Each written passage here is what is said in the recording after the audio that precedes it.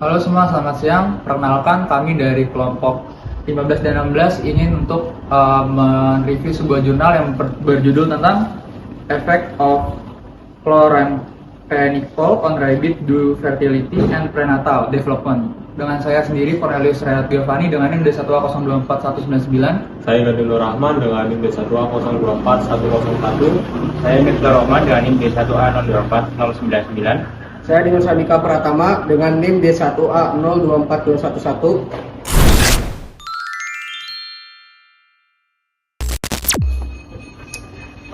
Yang pertama, apa itu latar belakang dari penelitian tersebut? Penelitian ini berangkat dari kekhawatiran terhadap penggunaan antibiotik chloramphenicol yang masih banyak dipakai di peternakan. Chloramphenicol memang efektif untuk pengobatan infeksi, tetapi dapat menembus plasenta dan berpotensi mengganggu perkembangan embrio serta sistem reproduksi. Terus, kebanyakan penelitian terdahulu memakai dosis yang sangat tinggi, sementara dalam praktik lapangan dosis rendah justru sering digunakan. Karena itu, penelitian ini dilakukan untuk mengetahui apakah dosis rendah chloramphenicol tetap menimbulkan dampak negatif terhadap reproduksi kelinci betina. Lalu yang kedua itu hipotesis dan tujuan penelitian.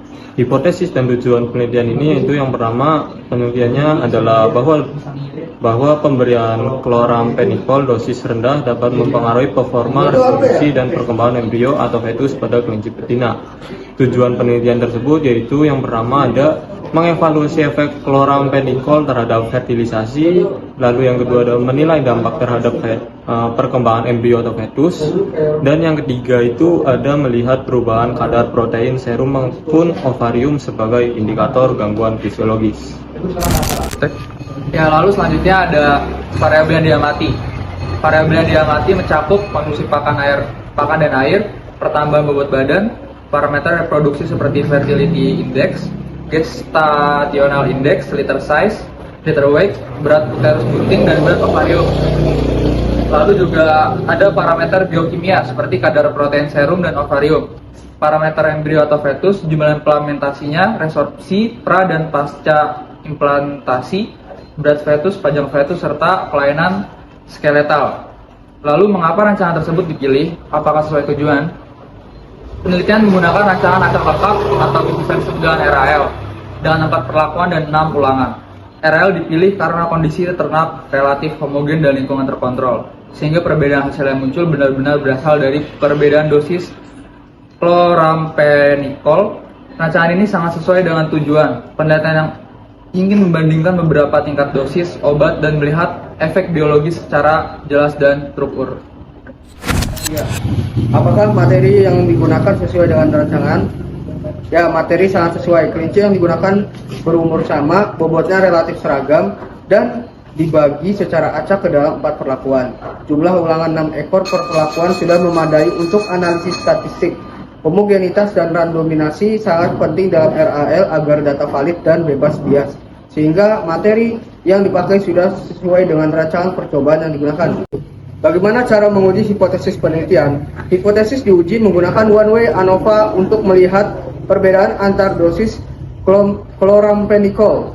Jika terdapat perbedaan signifikan, dilakukan uji lanjut Duncan. Untuk data berupa persentase, peneliti menggunakan uji chi-square. Dengan pendekatan ini, peneliti dapat memastikan apakah efek yang muncul benar-benar signifikan secara statistik.